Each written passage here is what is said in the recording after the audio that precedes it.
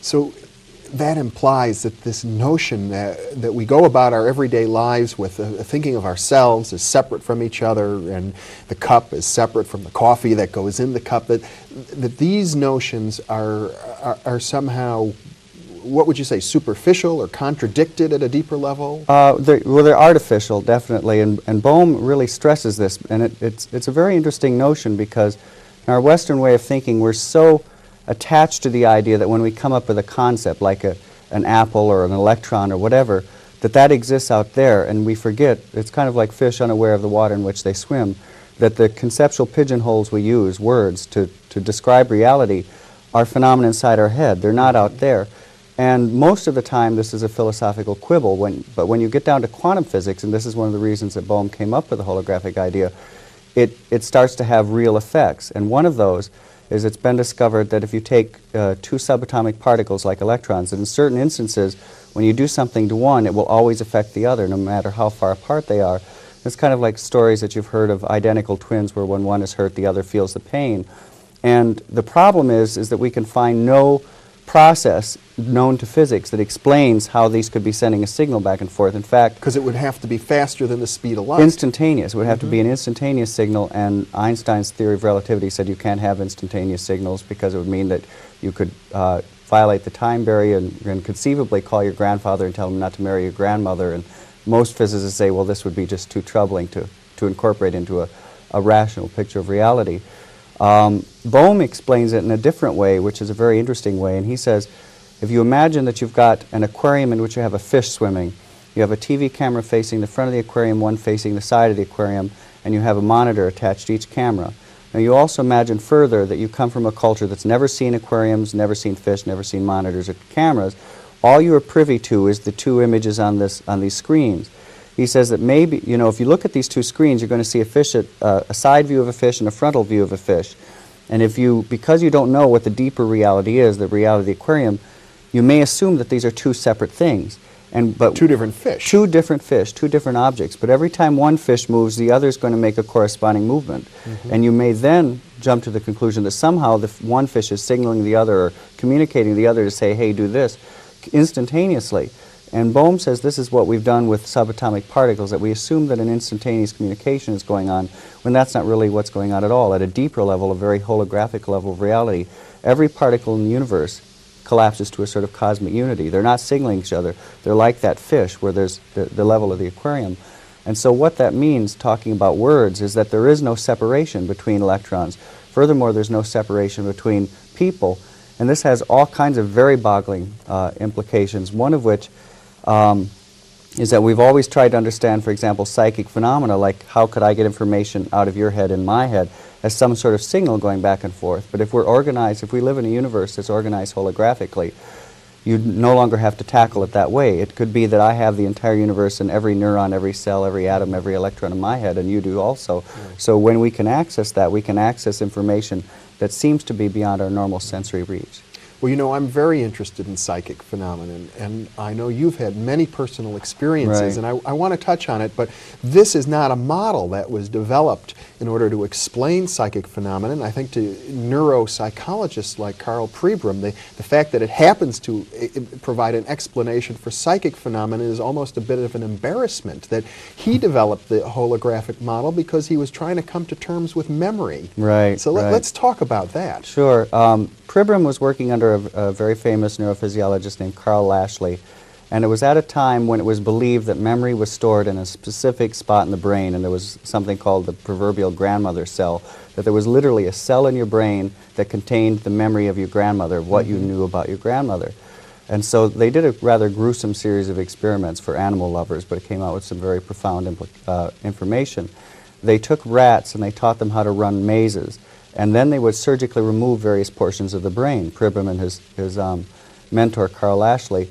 The reasoning being that if they could remove a portion of the brain and the rat could no longer run the maze, they'd found the area of the brain where the rat's memory of the maze running ability was encoded.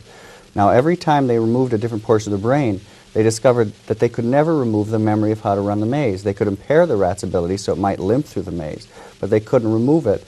And really, surgeons had known this for a while, doctors had known this for a while, because when people have head injuries, they don't forget half of the alphabet or half of their family or half of a novel they've read. They have global memory impairment where their entire memory may be hazy. But memories don't seem to be stored in our heads in the same way that books are stored on a shelf. And it wasn't until the 60s when Pribram encountered the holographic model that says that the whole is contained in every part that he said, aha, this may be what's going on in the brain. Specifically, because a hologram is made out of interference patterns, the hologram that you see, that we talked about earlier is made out of the interference pattern of laser light, but it can be made out of the interference patterns of any kind of energy, electromagnetic energy, electricity, X-rays even. And so Pribram said, since our synapses are constantly giving off electrical impulses, these are like proverbial pebbles dropping into the sort of electromagnetic pool of our brain. They're sending out ripples that are constantly crisscrossing. And he believes that's what the brain hologram, that's how we think and how we remember is through that hologram inside the head.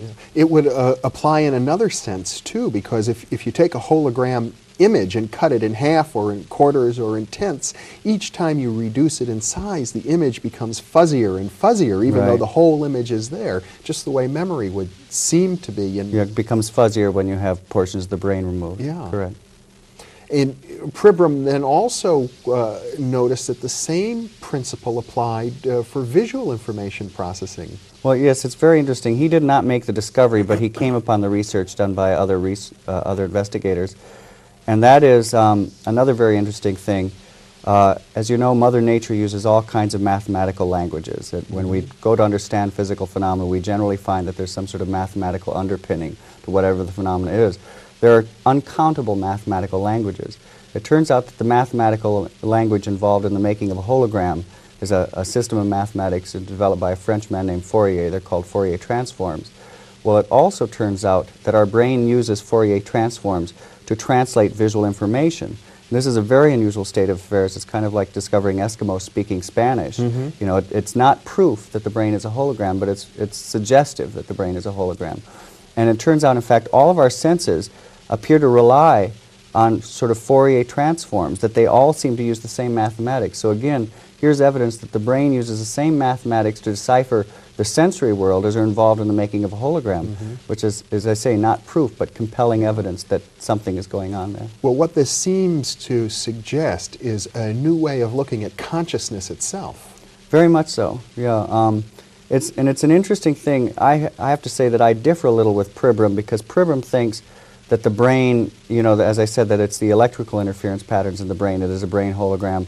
I'm kind of a mystic because, at a young age I had an out-of-body experience where I left my body, and it became quite apparent to me while I was having this experience that I was thinking, but my brain was back in my body, which I could see in my bed. I knew it wasn't just a dream because I floated out over the ground outside my family's house, and I saw a book lying on the ground, and it was a book by the French short story writer Guy de Maupassant. And the next day, a neighbor said, by the way, Michael, I lost a library book by Guy de Maupassant. Have you seen it? And I thought, well, I floated over it last night. I didn't tell the neighbor that. But there was the book. And I was always I'm still very scientifically oriented. I want to understand the world in scientific terms. But it was really the first time that I sort of had to confront, the difference between my spiritual beliefs that we can survive, our bodily death, and this deeply held belief, scientific belief of mine that it's the brain that's doing the thinking. And I realized I had a kind of epiphany where I thought it isn't the brain that's doing the thinking. So I am not entirely certain that it's just the electromagnetic interference patterns that is the brain hologram, because those obviously would perish when the brain perishes. I think there might be some subtler level, some subtler energy that we haven't discovered with our technology that's involved in this also. Well, Bohm's model is relevant and interesting at this point because he's not dealing with the universe as a hologram made out of electromagnetic interference patterns. He's looking at quantum wave potentials, which are at a much deeper level. And I must say, I've heard Pribram discuss it much the same way. There are quantum wave potentials in the brain itself, which is a much more deeply embedded level of energy and matter than the electromagnetic level. Right. Bohm, it's a funny thing in science. The great physicist Hermann Bondi called it the lure of completeness, that we tend, when we find some sort of outermost perimeter to what we can measure, we assume there's nothing beyond it. And I refer to it, it's kind of like you know, in ancient times when we only knew a certain portion of the world, people always seem to say beyond the edge of the map there be monsters, that there was nothing there. And the same thing is going on in physics, that we have, with our technology, reached down to a certain level in reality, and it's a common prejudice among many physicists that beyond that level, there's nothing exists. There be monsters. There's just a void. Yeah. And it's an interesting thing that we, as I say, we have to have this lure of completeness. We have to feel that our knowledge of the universe is all that exists in the universe. Bohm, I think, is very wisely is one of the few physicists who comes out and kind of says the emperor has no clothes. Says what rational basis to? It's just prejudice that we assume nothing exists beyond this level of reality. And he feels that there are all kinds of domains of reality beyond this level, this microscopic level, and he theorizes that there may be untold, uncountable, subtler energies in these levels. The quantum potential is one. It's a theorized field that has not been measured or discovered with science, but Bohm feels there's evidence to posit its existence.